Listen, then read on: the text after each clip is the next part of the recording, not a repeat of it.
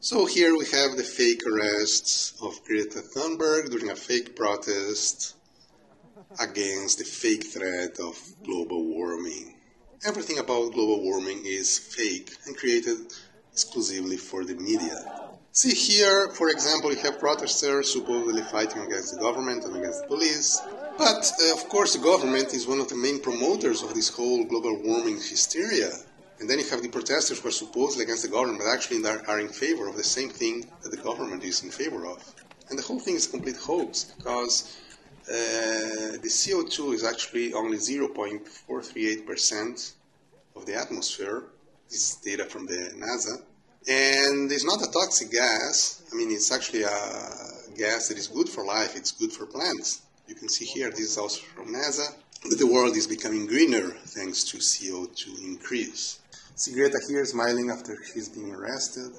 And the whole thing about the climate change is really creating a whole lot of things about something that is not really very measurable and is not really a big threat anyway. And what's worse about this, it's actually is anti-ecological, because it's actually destroying more the environment than it's saving it.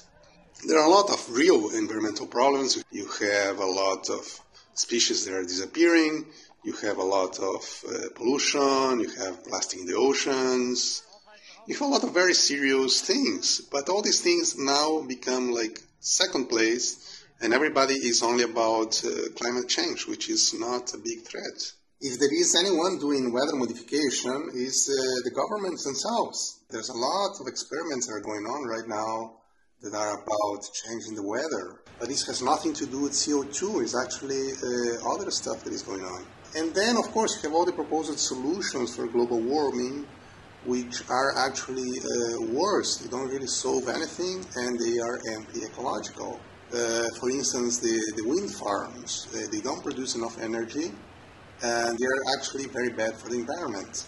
Windmills, they kill a lot of birds, millions of birds every year. And now supposedly they are also affecting whales, the ones that are offshore. The other day there were a lot of whales that died near one of these wind farms. And there seems to be some connection with the windmills. The whole thing is very fake, and is created really more to take your money away and to make everybody poor